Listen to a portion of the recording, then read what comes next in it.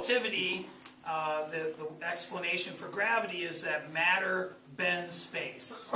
And so you put mass in a place in space, it warps space-time, and objects are not feeling a force of gravity, they're just following the natural curvature. And so this is a sheet of Lycra. Where do you get this? This is my old bike shorts. No, there's literally a spandex.com. You can get a sheet like this if you buy the sale stuff, so you don't care what it looks like, right? For like 20 bucks, maybe less, depending on the sale. And so you put matter, and it warps space-time. And so if I have another object, it also warps space-time. They feel that, and they're attracted to each other. And so that's Einstein's picture of gravity. Objects warp space-time, feel that curvature, and move accordingly.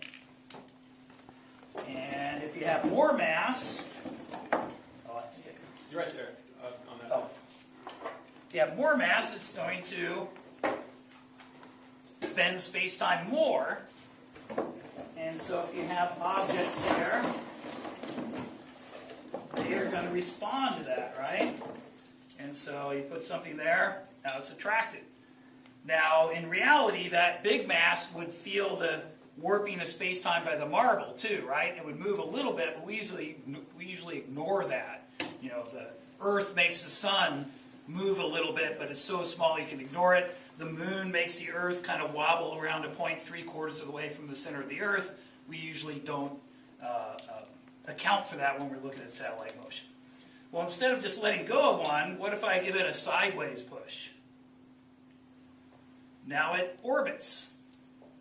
Now it's losing energy, which wouldn't happen in the solar system, right? Not noticeably. There's some perturbations from other planets and things, but this one does lose energy and spirals in.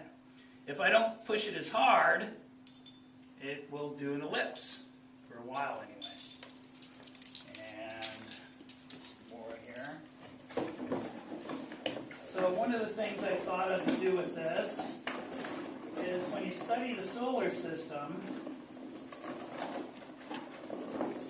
all the planets are going around the sun the same way. Why is that? Did God decide that he only liked clockwise, or depends on whether he's above or below the solar system, right? Why is everything going in the same direction? Well, the answer is it wasn't. Different directions. But there was a preferred direction.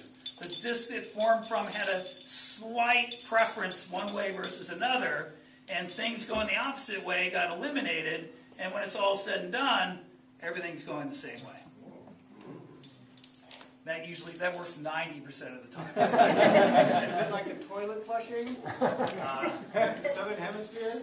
Wow, can you do that again? And so, it won't work then. And so I have slightly more in one hand than another, but I don't consciously do that. And you want to get them so they spread out a little when you throw it. It's because they're colliding with each other that you... The ones going the wrong way get eliminated, right? Now there also would have been, this is where this analogy breaks down. There's, another dimension, right? But those things that were out of the plane also, that weren't near the preferred plane, also got eliminated.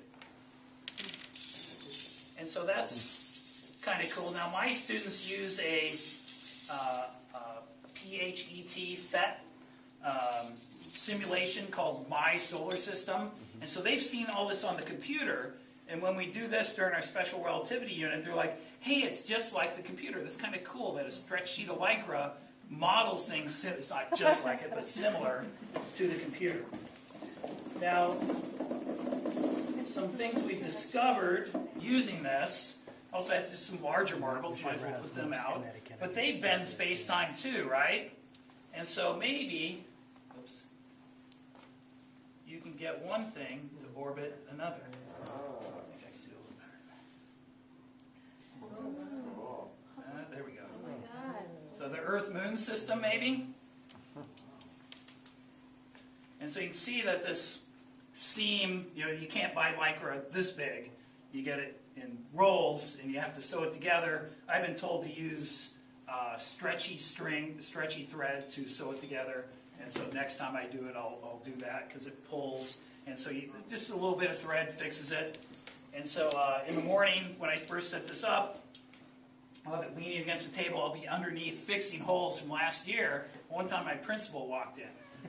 And I hear somebody in the room, and I'm underneath. I'm in the middle of sewing it. I'm not going to pause yet. And then he's looking around for me, and he kind of knows somebody's in the room. And he says, "Oh, there you are." He goes, "What are you doing there?" And I go, "I'm repairing a rip in the fabric of space-time. What do you think I'm doing?" How often do you get to say that? Another thing this does, you've probably seen plastic ones of these, right? The Discovery Center, Children's Discovery Museum in San Jose has one. The Exploratorium has one. Sometimes they have them at shopping malls to get you to put money in it. But one thing you can't do with those is put two masses in. And so when we went to the moon, when we first started, we sent our spaceships on what are called free return trajectories. So they would go to the moon. This is hard to get to happen.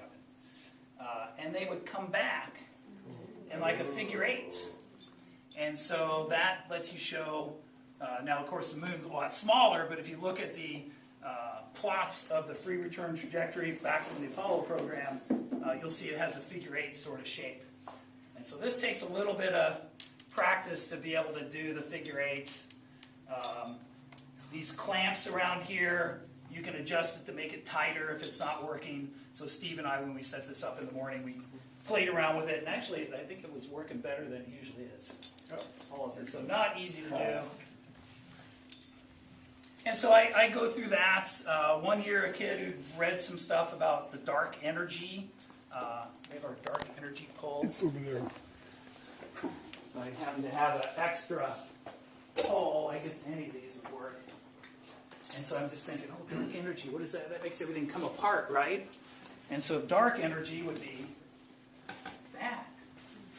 And so stuff goes apart rather than toward it. So if you can work in dark energy anytime, right? And so I go through that spiel. Maybe it takes me 10, 15 minutes talking with the kids, just stuff they're not familiar with. And then I just let them play. And so that's where we discovered the Earth-Moon thing. Is I just let them play, and they're like, "Mr. Burns, come over here and look." And they were all excited because they discovered that. I said, "Oh yeah, it's got it." Wow, so wow. And so there's, then I throw out a few other things so they can try this collected stuff over time. And put out all the marbles. So if you want to try it out, but we probably want to get back to electricity and magnetism. But we want to play, Mr. Burns. And so I'd say the whole thing, if you bought all the parts and everything, it's about $100.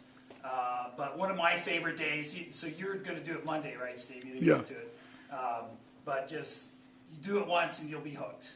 And it will take a little bit of fooling to put it together, but I'll post the plans, and it's not a whole lot of work for. So this is a take-apartable thing, right? It comes apart, all the PVC pipe, wrap it with a bungee cord, stuff the Lycra in that box, and I can carry the whole thing myself. So you want a large diameter, you don't want a small. This is about the right size. You can get your whole class around it pretty much. Smaller. One problem is reaching. So some of you, I think, would have trouble with that, so you get a student to do it right. One thing you got to watch, though, is some students will think to go underneath to push up, and then while they're underneath, somebody decides to put the big mass down, and they get their space-time warped. And so you just tell them you can't go under. We will get things ourselves. We don't need to do that. Even Einstein has rules. Yeah. And so, is general relativity in the state standards? No. Probably the crowning achievement of science, not in the state standards. Can you fit it in after the STAR test? You bet. You can find some videos. I show them a thing on gravity waves, and then we do this, and that's a day, almost a day on general relativity. But since I don't understand it myself, that's plenty. So let's go back into the room.